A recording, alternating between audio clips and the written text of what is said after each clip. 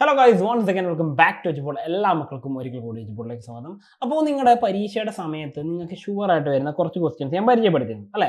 അപ്പോൾ അതിൽ സ്റ്റാറ്റിൽ ഒരു ഷുവർ ക്വസ്റ്റ്യൻ കൂടി ഞാൻ ഇവിടെ ചേർത്തിട്ടുണ്ട്. വേറെ ഒന്നും പറയണം, നിങ്ങളുടെ പരീക്ഷയ്ക്ക് ഒരു 3 മാർക്ക് 4 മാർക്ക് മിനിമം സാധാരണ 4 മാർക്കാണ് ചോദ്യം വരാറുള്ളത്. ഒന്നുകിൽ ഇയാളുടെ അനിയനെ കുറിച്ച് ചോദിക്കും, അല്ലെങ്കിൽ അയാളെ കുറിച്ച് ചോദിക്കും. ഓക്കെ, ഒന്നുകിൽ അനിയനെ കുറിച്ച് ചോദിക്കും, അല്ലെങ്കിൽ അയാളെ കുറിച്ച് ചോദിക്കും. അപ്പോൾ അയാളുടെ പേരാണ് വേറെ ഒന്നുമല്ല, അയാളുടെ പേരാണ് ഫ്രീക്വൻസി ഡിസ്ട്രിബ്യൂഷൻ, അല്ലെങ്കിൽ മലയാളത്തിൽ ആവൃത്തി വിതരണം എന്ന് പറയും. ഓക്കെ, അപ്പോൾ ഫ്രീക്വൻസി ഡിസ്ട്രിബ്യൂഷൻ എന്ന് പറഞ്ഞാൽ ആവൃത്തി വിതരണം. ഇനി ഇയാളുടെ അനിയൻ ആരാന്ന് വെച്ചാൽ ഞാൻ പറഞ്ഞുതരാം. ഫ്രീക്വൻസി അരേ, അല്ലെങ്കിൽ നമ്മൾ മലയാളത്തിൽ അയാളെ പറഞ്ഞു തരാണ് ആവൃത്തി അണി എന്ന് പറയും. എന്താണ് ആവൃത്തി അണി? ഈ അരയുടെ മലയാളം അണി, അല്ലെങ്കിൽ എന്താ പറയും ആവൃത്തി നിര എന്നും പറയാറുണ്ട്. ഓക്കെ, അപ്പോൾ ഒന്നുകിൽ ഇയാളെയാണ് ചോദിക്കുക, അല്ലെങ്കിൽ ആവൃത്തി ഈ പറഞ്ഞ ഡിസ്ട്രിബ്യൂഷൻ ഫ്രീക്വൻസി ഡിസ്ട്രിബ്യൂഷൻ ചോദിക്കുക. മിക്കവാറും പരീക്ഷയ്ക്ക് ഒരു 90% ചോദിക്കാൻ ചാൻസ് ഉള്ളത് ഫ്രീക്വൻസി ഡിസ്ട്രിബ്യൂഷൻ ആണ്. ഇനി അതല്ലെങ്കിൽ മാത്രം ഇയാളുടെ അനിയനായിട്ടുള്ള ഫ്രീക്വൻസി അരയെ കുറിച്ച് ചോദിക്കും, ആവൃത്തി അണിയെക്കുറിച്ച് അല്ലെങ്കിൽ നിരയെ കുറിച്ച് ചോദിക്കും. അപ്പോൾ നമുക്ക് എന്ത് ചെയ്യാം, ഫ്രീക്വൻസി നിര അതിനെ മാറ്റി എടുത്തിട്ട് ഫ്രീക്വൻസി ഡിസ്ട്രിബ്യൂഷൻ എങ്ങനെ ചെയ്യുന്ന നോക്കാം. പരീക്ഷയ്ക്ക് ഇതുപോലെ കുറച്ച് നമ്പേഴ്സ് ആണ് തരിക, ഇതുപോലെ കുറച്ച് നമ്പേഴ്സ് തരും. എന്നിട്ട് നമ്മളോട് എന്ത് ചെയ്യും, ഈ പറഞ്ഞിരിക്കുന്ന നമ്പേഴ്സ് വെച്ചിട്ട് നമ്മളോട് എന്ത് ചെയ്യുക, ഈ പറഞ്ഞ ഫ്രീക്വൻസി ഡിസ്ട്രിബ്യൂഷൻ ചെയ്യാൻ പറയും. ഇത് ഡിസ്ട്രിബ്യൂഷൻ ആണോ അല്ലെങ്കിൽ അരയാണോ ചെയ്യാൻ പറഞ്ഞാൽ മനസ്സിലാക്കാൻ വേണ്ടി ഒരൊറ്റ സിമ്പിൾ ടെക്നിക്ക് മാത്രമേ ഉള്ളൂ. സിമ്പിൾ ട്രിക്ക് ഉണ്ട്, വേറെ ഒന്നുമില്ല. ക്ലാസിൻ്റെ ഇൻ്റർവെൽ എന്ന് പറയുന്നൊരു വാക്ക് ഇവിടെ എവിടെയെങ്കിലും ഉണ്ടെങ്കിൽ, എന്താ പറഞ്ഞത്, ക്ലാസ് ഇൻ്റർവെൽ എന്ന് പറഞ്ഞിട്ടൊരു വാക്ക് ഉണ്ടെങ്കിൽ ഉറപ്പിച്ച മക്കളെ അത് ഡിസ്ട്രിബ്യൂഷൻ ആണ്. എന്താണ് ഡിസ്ട്രിബ്യൂഷൻ? നിങ്ങൾ ഇങ്ങനെ ആലോചിച്ചാൽ മതി. നിങ്ങൾക്ക് അറിയുന്നൊരു കാര്യം, ഇൻ്റർവെല്ലിൽ നിങ്ങൾ കേട്ടില്ല മെയിനായിട്ട് സ്കൂളിൽ ചെല്ലുമ്പോഴാണ് അല്ലേ? സ്കൂളിൽ ചെല്ലുമ്പോൾ കേട്ടുള്ള മറ്റൊരു വാക്കാണ് ഡിവിഷൻസ് എന്ന് പറയാറുണ്ട്. എന്താ പറയുക, ഡിവിഷൻ അല്ലെ? ഡിവിഷൻ എവിടുന്ന് കേട്ടുള്ള വാക്കാ? സ്കൂളിൽ നിന്ന്. ഇൻ്റർവെല്ലിൽ എവിടുന്ന് കേട്ടത്? ഈ പറഞ്ഞ സിനിമയ്ക്ക് മുൻപായിട്ട് നിങ്ങൾ ആദ്യം കേട്ട സ്കൂളിൽ പോയിട്ടായിരിക്കും അല്ലെ? അപ്പോൾ ഡിവിഷൻ്റെ ഡി എന്ന് പറയുന്ന വാക്ക് വെച്ചിട്ട് അഥവാ ഡിസ്ട്രിബ്യൂഷൻ വരുന്ന എവിടെയാണ്? ക്ലാസിൻ്റെ ഇൻ്റർവെല്ലിൽ പറയുന്നത്. അപ്പോൾ ക്ലാസ് ഇൻ്റർവെല്ലിൽ കണ്ട ഉറപ്പിച്ചോ അത് ഫ്രീക്വൻസി ഡിസ്ട്രിബ്യൂഷൻ ചെയ്യാനുള്ള ചോദ്യമാണ്. അപ്പോൾ എന്താ സംഗതി ഞാൻ പറഞ്ഞത്, ക്ലാസ് വെച്ചിട്ടുള്ള സംഖ്യയാണ് അവിടെ ചെയ്യേണ്ടത്. അപ്പോൾ ഇതിൻ്റെ ഒരു ചോദ്യം ഇവിടെ കൊടുത്തിട്ടുണ്ട്, മറ്റൊരു ചോദ്യം ഇവിടെ കൊടുത്തിട്ടുണ്ട്. ഇത് മുൻ വർഷം പരീക്ഷയ്ക്ക് ചോദിച്ചിട്ടുള്ള ചോദ്യമാണ്. ഇവിടെ ഒരു പ്രത്യേകത ഉണ്ട്, ക്ലാസിൻ്റെ ഇൻ്റർവെൽ 8 എടുത്തിട്ട് ചെയ്യാനാണ് നമ്മളോട് പറഞ്ഞത്. ഓക്കെ, ഇങ്ങനെ ഒരു ചോദ്യം വന്നു കഴിഞ്ഞാൽ നിങ്ങൾ ആദ്യം ചെയ്യേണ്ടത് ക്ലാസ് വെച്ചിട്ടുള്ള സംഖ്യാവാം. നിങ്ങൾക്കറിയാം ക്ലാസ് എങ്ങനെയാണ് ഇൻക്ലൂസീവും എക്സ്ക്ലൂസീവും ഉണ്ട്. നിങ്ങൾ എടുക്കേണ്ട എപ്പോഴും ഏത് ക്ലാസ്സാണ്?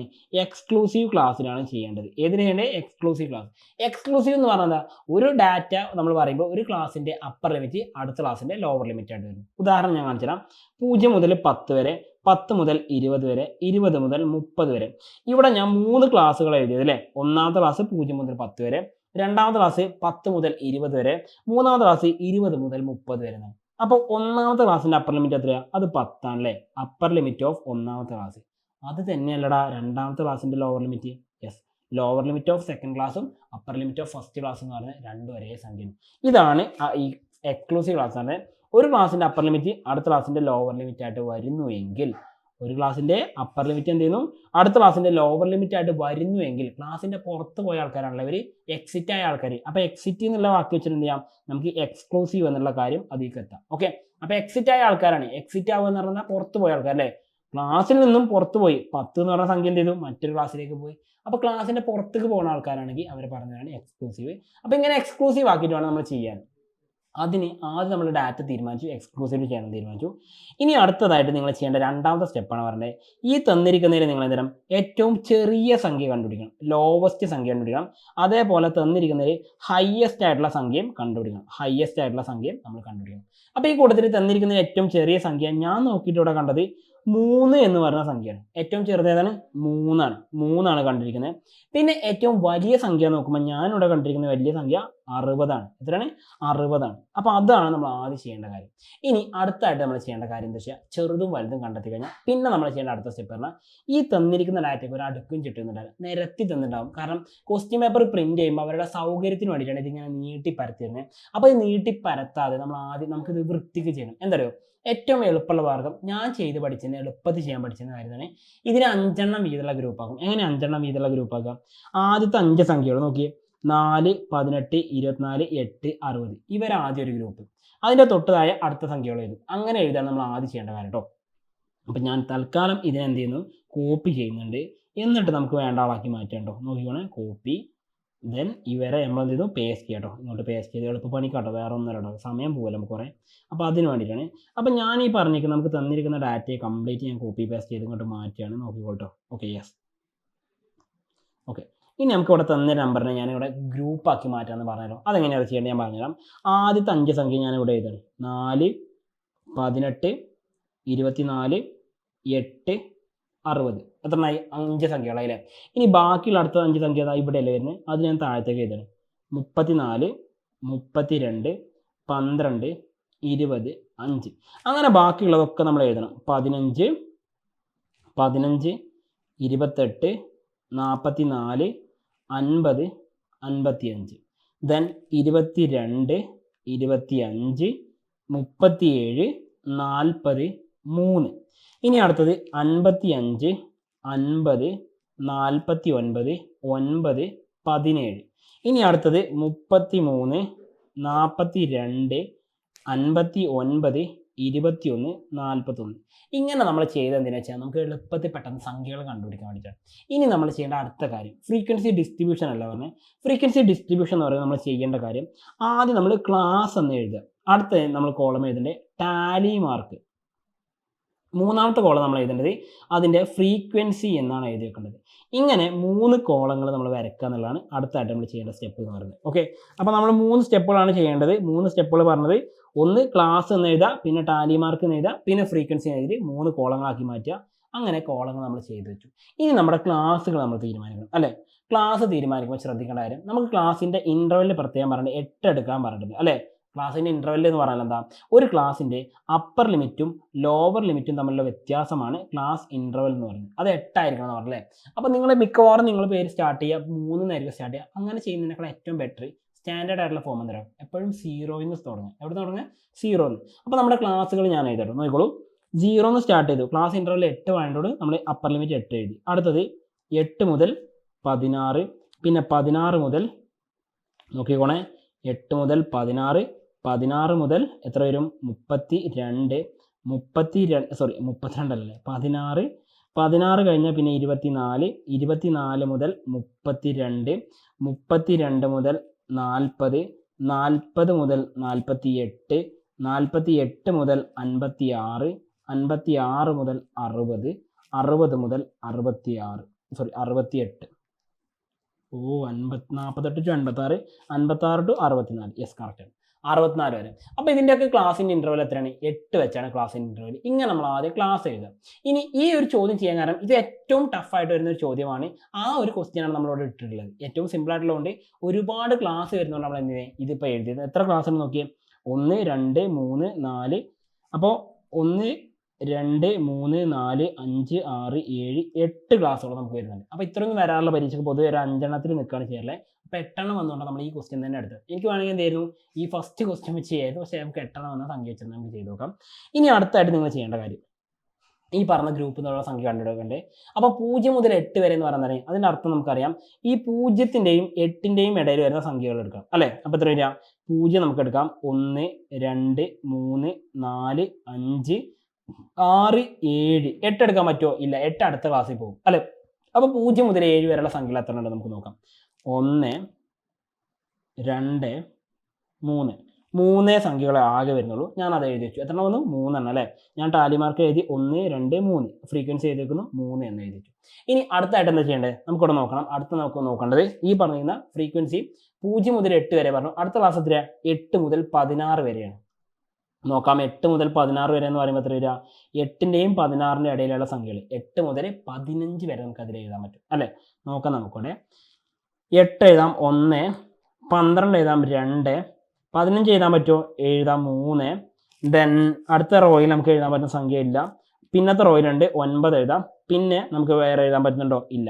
അപ്പോൾ നോക്കിയേ, 1, 2, 3, 4. 4 സംഖ്യകളാണ് വരുന്നത് അല്ലേ? 4 എണ്ണം. 1, 2, 3, 4. 4 എന്ന് ഫ്രീക്വൻസി എഴുതി വെച്ചു. ഓക്കെ, ഇനി അടുത്ത 16 മുതൽ 24 വരെ. 16 മുതൽ 24 വരെ നോക്കിക്കോളൂ. 1, 24 എഴുതാൻ പറ്റുമോ? ഇല്ല. 1. ദെൻ അടുത്തത് 20 എഴുതാം 2. ദെൻ 22 എഴുതാം 3. ദെൻ അടുത്തത് 17 എഴുതാം 4. ദെൻ 21 എഴുതാം 5. എത്ര സംഖ്യകൾ വന്നു? 5 സംഖ്യകൾ വന്നത് അല്ലേ? 5 എണ്ണം വന്നു. 1, 2, 3, 4, 5. 5 എന്ന് എഴുതി വെച്ചു. ഇനി അടുത്ത 24 മുതൽ 32 വരെ അല്ലേ? 24 മുതൽ 32 വരെയുള്ള സംഖ്യകൾ നമുക്ക് നോക്കാം. 1, ദെൻ 32 വരെ അല്ലേ? ദെൻ അടുത്ത എത്ര വരെ? 24 എഴുതാം. 1, 2, 3, 3 കഴിഞ്ഞു. ദെൻ 3 നമ്പറുകളേ ഉള്ളൂ അല്ലേ? എത്ര നമ്പർ വന്ന്? 3 നമ്പറുകളെ വരുന്നുള്ളൂ. നമുക്കത് എഴുതിയേക്കാം. 3 എണ്ണം. 1, 2, 3, 3 എന്ന് എഴുതിച്ചു. ഇനി അടുത്ത 32 മുതൽ 40 വരെയാണ് നമുക്ക് വേണ്ടത് അല്ലേ? 32 മുതൽ 40 വരെ നമുക്ക് നോക്കാം. 32 മുതൽ 40 വരെ ഫസ്റ്റ് റോയിൽ ഇനി ആകെ ഒരൊറ്റ നമ്പറേ ബാക്കിയുള്ളൂ. അതേതാണ്? 60 മാത്രമാണ് ബാക്കിയുള്ളൂ. ബാക്കിയെല്ലാം നമ്മുടെ കഴിഞ്ഞുകൊണ്ട് നമുക്ക് എന്ത് ചെയ്യാം? ആ റോയിൽ ഇനി ആകെ 60 വരികയാണെങ്കിൽ മാത്രം നോക്കിയാൽ മതി. ഇനി സെക്കൻഡ് റോയിൽ നോക്കുകയാണെങ്കിലോ, സെക്കൻഡ് റോയിൽ ഇതേപോലെ തന്നെ അല്ലേ? നമുക്ക് ഈ പറഞ്ഞിരിക്കുന്ന സംഖ്യകൾ നമുക്ക് നോക്കാനല്ലേ? എത്ര മുതലായിരുന്നു?